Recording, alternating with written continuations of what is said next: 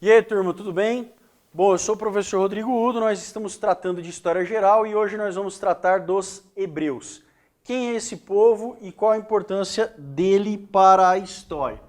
Então vamos lá, hebreus.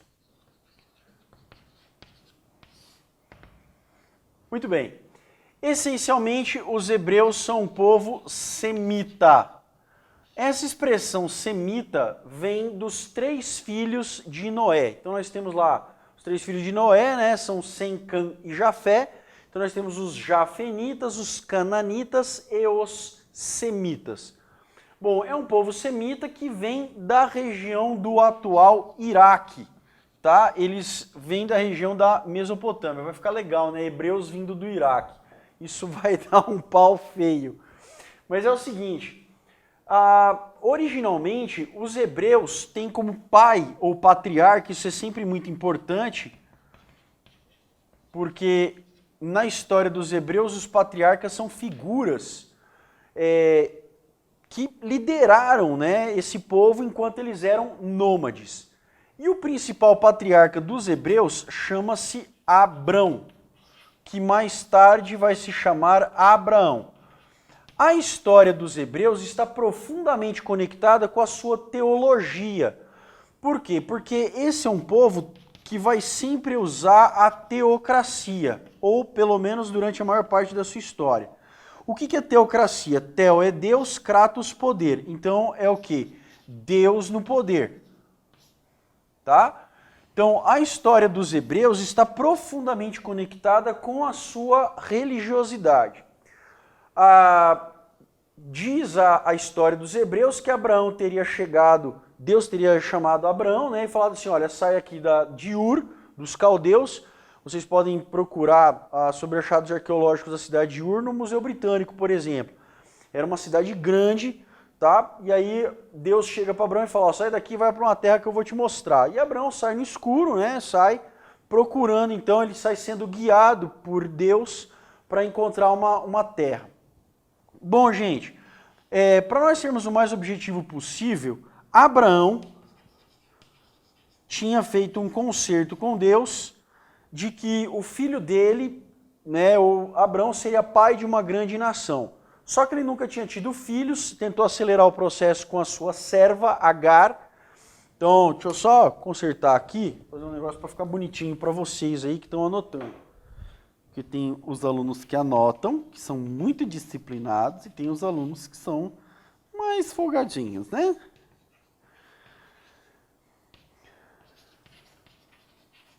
Muito bem. Com Agar, Abraão teve Ismael. Mas esse não era o filho da promessa. Abraão deveria ter um filho com Sara, que era sua esposa legítima. Depois que ele tem Ismael, com Sara já era bem idosa, ele vai ter Isaac. Muito bem. Esse é o cara que segue a genealogia, né? Isaac, quando a mãe dele morreu, Isaac acabou se casando, né? Abraão vai casar ele com Rebeca. E desse casamento de Isaac com Rebeca vão nascer 2 meninos, Esaú e Jacó. E é esse o cara interessante para nós. Jacó vai roubar a primogenitura, né? A gente costuma dizer assim, na realidade Deus tinha dado uma promessa que seria Jacó mesmo, mas ele não sabia. Ele rouba a primogenitura do seu irmão e ele vai ser expulso, né? Ele acaba fugindo da terra para o irmão dele não matar. O que é primogenitura? Quando um pai morre, ele deixa uma herança para os filhos. Alguns deixam dívidas, né? Outros deixam herança. No caso dos semitas, era muito comum que o pai deixasse uma bênção especial. Porque, como eu falei para vocês, a história dos hebreus está conectada profundamente à questão religiosa. E ganhar essa bênção era algo muito importante, tá? Era a certeza de que o cara realmente ia ter uma vida próspera. Jacó rouba a primogenitura. Como assim ele rouba? O pai dele já estava cego, ele se faz passar pelo irmão e o pai acaba abençoando ele. Bom, o Esaú vai jurar o irmão de morte e Jacó vai fugir. Bom, Jacó foge, para a casa do seu tio, Labão, e lá ele conhece as suas primas, Lia e Raquel. E com as duas e mais as servas, né, das duas, Jacó vai ter 12 filhos. Tá? Esses 12 filhos de Jacó vão se tornar as 12 tribos lá da frente. Mas por que a gente fala de 12 tribos de Israel? Porque Jacó, um belo dia, já mais velho, maduro, resolve sair da casa do sogro, levar as esposas, os filhos, levar todo mundo embora. E aí ele descobre que o irmão, que ele já não via há muito tempo, estava vindo na direção dele. E aí ele separa a família, manda um grupo aqui, manda outro para lá e tal, para que o irmão não possa matar todo mundo, para que se pegar um grupo ou outro tenha condição de fugir. E naquela noite, muito angustiado, com medo de morrer, ele recebe uma revelação de Deus e fala assim, olha, fica de boa, estou cuidando de você. E aí Jacó acaba mudando de nome, né?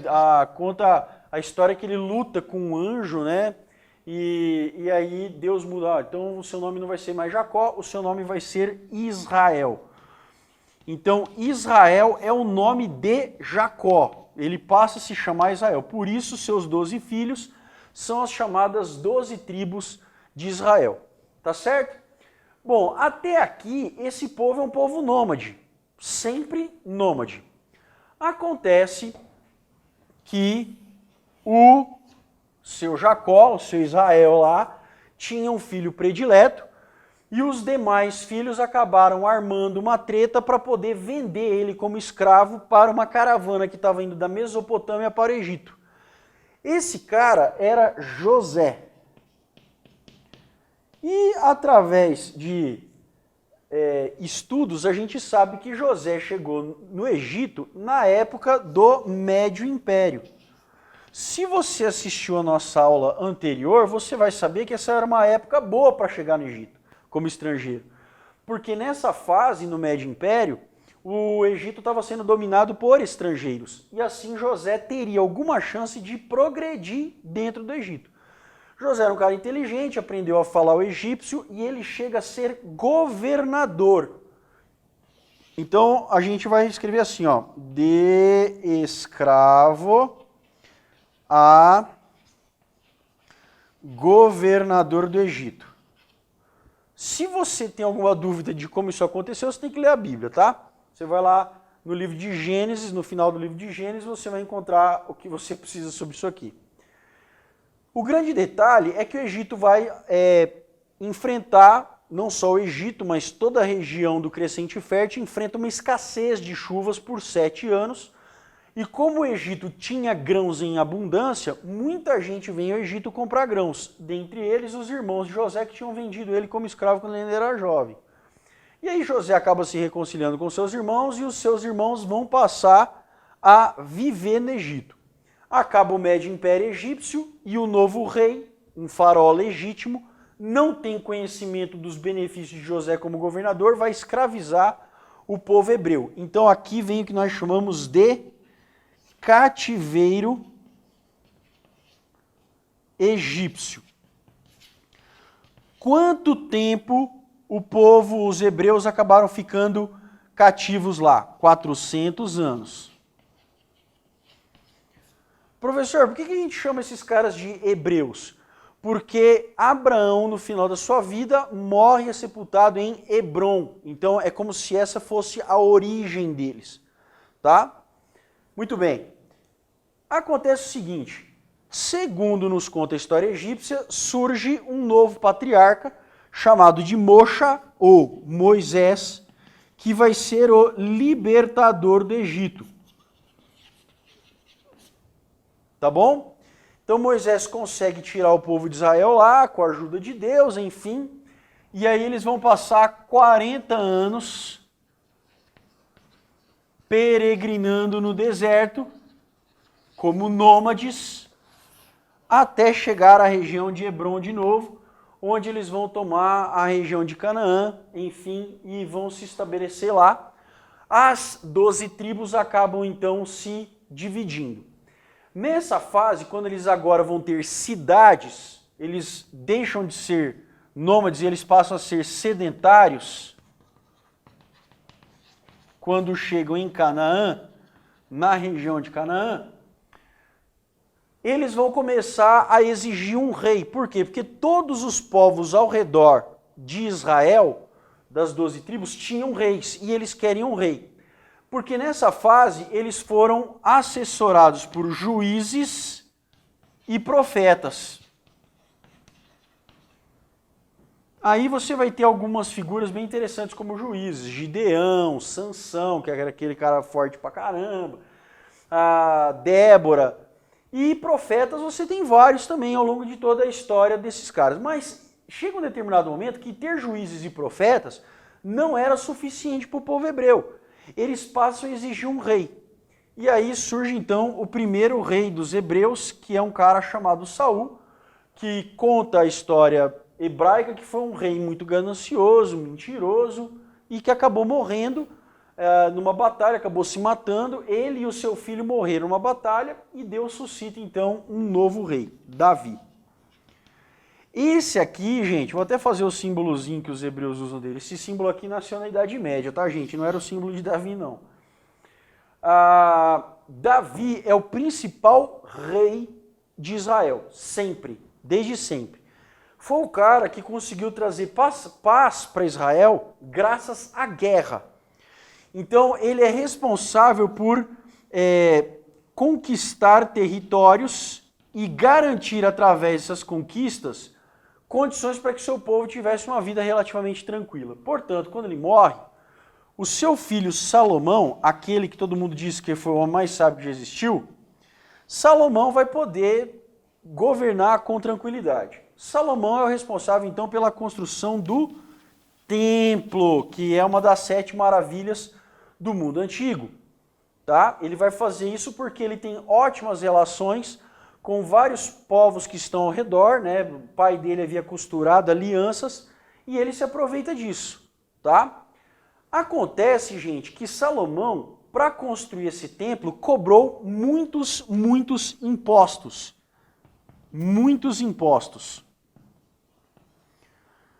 Com a sua morte, beleza, o povo tinha um templo, mas todo mundo imaginava, esperava, desejava que esses impostos diminuíssem, tá? Encontrasse ali então um momento que eles, vamos esperar que isso diminua, né, os impostos. Quem é que vai assumir o trono no lugar de Salomão? O seu filho Roboão. Sempre um nome mais erótico, exótico do que o outro, né? E aí um conselho de anciãos é chamado por Roboão, e aí ele fala assim, e aí, o que vocês acham? Devo diminuir ou devo aumentar os impostos? E o conselho de anciãos vai falar assim, não, você tem que baixar, porque o povo já não aguenta mais, está sendo espoliado. Tá bom, pode ir embora que eu vou pensar o que eu vou fazer. E aí conta o relato bíblico que Roboão, na verdade, é aconselhado por seus amigos, um bando de playboys, mauricinhos, sei lá o negócio, né? Que vão dizer o seguinte, não, cara, fica de boa, aumenta os impostos, o povo pode trabalhar e pagar muito mais. E Roboão resolve aumentar os impostos. E aí o que aconteceu? Um cara chamado Jeroboão vai ser o pivô do que nós chamamos de cisma de Israel. O que é cisma? É a separação das 12 tribos. Vamos para o próximo lado do quadro aqui para eu explicar para vocês certinho o que é isso aqui. Então nós vamos ter ao norte 10 tribos, na realidade são 9 tribos e meia, tá? Mas a gente sempre arredonda. 10 tribos, nós convencionamos de chamar de Reino de Israel, e a capital fica sendo a cidade de Siquém, na região de Samaria. A cidade de Samaria foi fundada pelo rei Onri, tá? Que foi o 6º rei de Israel depois de Jeroboão. mas a princípio a capital era Siquém. Então aqui nós temos o reino de Israel. Ao sul, nós vamos ter então duas tribos. E vai receber o nome de Reino de Judá, cuja capital será Jerusalém.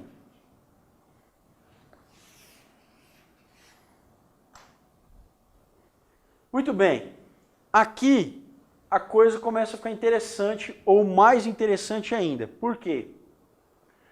Acontece, gente, que nesse momento, por volta do 9º século antes de Cristo, o reino do norte vai ser invadido por assírios. E os assírios, eu expliquei para vocês nas aulas anteriores, os assírios têm um método de dominação absolutamente exterminador.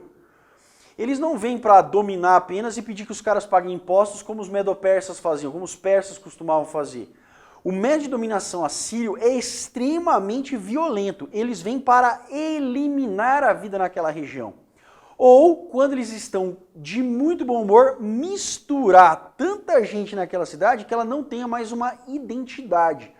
Eles trazem povos de outras regiões, levam gente dali embora e aí ninguém sabe mais quem que é dali, quem que não é, e o negócio fica completamente perdido. Existem relatos, por exemplo, dos assírios carregando gente, matando pessoas da cidade que eles dominavam até a capital do seu império. Então, eles eram realmente cruéis. Com a invasão assíria, nós podemos dizer, em termos práticos, que a invasão assíria elimina Israel. Então, isso aqui, ó, acabou. Por isso que quando nós falamos de Israel hoje em dia, nós falamos de judeus. Porque foi o que sobrou. Mas não pensem vocês que isso aqui foi mil maravilhas para essa galera não, porque passou uns 200 anos, lá no 6º século a.C., os judeus também foram invadidos. Esses caras aqui, vamos fazer uma setinha para baixo, espero que vocês estejam acompanhando, vermelhinho, azulzinho, né? O Reino do Sul vai ser invadido pela Babilônia. Então aqui nós vamos ter a invasão babilônica. Só que, diferentemente dos assírios, os babilônicos não eliminam todo mundo. Não, eles vão lá, pegam a nata da sociedade judaica e levam para a Babilônia. É pertinho, né, gente? Estão aí aproximadamente 1.500 quilômetros, nem é tanta coisa, né? Para ir a pé é rapidinho, né? Aí ele leva a nata e deixa uma galera lá, tá? Expolia a cidade, né? Leva o que ele pode de riqueza. E aí nós vamos ter o cativeiro babilônico. São 70 anos de cativeiro. Quando é que a coisa mudou? Quando ocorrer na Babilônia a invasão persa. Olha que legal. A invasão persa concedeu aos judeus a condição de voltarem para o seu antigo local, para o seu antigo império, para a sua antiga cidade, sua antiga localização, com a condição de que eles pagassem impostos aos persas. Então muita gente volta, muitos não voltaram, muitos ficaram ali mesmo, tá? Muitos desses hebreus acabaram ficando na Babilônia, mas muitos acabam voltando, tá bom? Muito bem. É nessa condição, por exemplo, que Jesus Cristo chega, né, no mundo e ele vai tratar da rivalidade entre judeus e samaritanos. Porque quem são os samaritanos? Os samaritanos são os caras do norte, aqueles que perderam a identidade com a sua terra, que se tornaram pagãos. E os judeus que ficaram em Jerusalém ou tinham Jerusalém como sua capital, se consideravam aqueles caras que realmente permaneceram fiéis não só geneticamente, mas religiosamente, àquilo que eles chamavam de judaísmo. Então, por isso havia essa rivalidade entre os dois grupos, tá bom? Bom, gente, eu vou dar um salto grande aqui, de mais ou menos uns 500 anos para frente, para falar para vocês do que aconteceu aqui, ó, no ano 70 depois de Cristo. Nós sabemos que os judeus acabaram se tornando a região da Judéia, da Galiléia, da Idumeia, acabou toda ela se tornando província romana. Tá? Os romanos tinham várias províncias lá. Nós sabemos que os hebreus acabaram, os judeus acabaram sendo invadidos por Antíoco Epifânio, na época da expansão grega, e depois os judeus acabaram sendo dominados pelos romanos, pediram ajuda para os romanos para expulsar os gregos e acabaram se tornando província romana. Acontece que no meio do povo hebreu nós tínhamos grupos terroristas, os essênios, os iscariotes, os zelotes. São grupos terroristas que se organizavam para matar soldados romanos e expulsá-los das suas terras. Então a atitude rebelde dos judeus sempre era um problema para os romanos. E no ano 70, o imperador romano Vespasiano perdeu a paciência. O que ele faz? Ele manda cercar Jerusalém. Ele mesmo vai. Na realidade, ele não termina o cerco, porque alguns compromissos pessoais obrigam ele a voltar para Roma. Mas Tito vem e vai terminar o cerco. Esse cerco a Jerusalém no ano 70 foi absolutamente terrível. Flávio Joséfo, que é um judeu que acabou sendo levado para Roma, conta que os judeus passaram tanta fome dentro de Jerusalém, que quando os romanos entraram na cidade, eles viram as mães cozinhando seus próprios filhos. Tá? Vocês podem ler isso no livro A História dos Hebreus. Bom, o que aconteceu aqui? Nesse momento, os judeus que não morreram, poucos conseguiram fugir. Então aqui acontece o que nós chamamos de diáspora. Para onde vão esses judeus? Eles vão para a Europa, eles vão para a África, eles vão para a Ásia e se espalham pelo mundo. Tá? Então, nós vamos ter descendentes de judeus espalhados pelo mundo todo, especialmente a partir do ano 70. Esses judeus só vão voltar para sua terra oficialmente em 1948, depois da Segunda Guerra Mundial, depois do Holocausto Judaico. Em 1948 nós temos a criação do Estado de Israel. Em 47 foi criado, em 48 eles vão ocupar de fato a região. E aí eles voltam para a região. Só que veja bem, são 1878 anos depois, são quase 2 milênios depois os judeus voltam para a região. Durante esses 2 milênios, muita gente foi morar no lugar, muita gente foi ocupar a região. E aí agora os judeus estão voltando e falam assim, agora nós vamos voltar para a nossa terra. E quem estava morando lá, vai acontecer o quê? Mas isso já é uma outra história. Beleza? Não se esqueçam de fazer exercícios, nós continuamos na nossa próxima aula, agora entrando na Antiguidade Clássica. Até lá!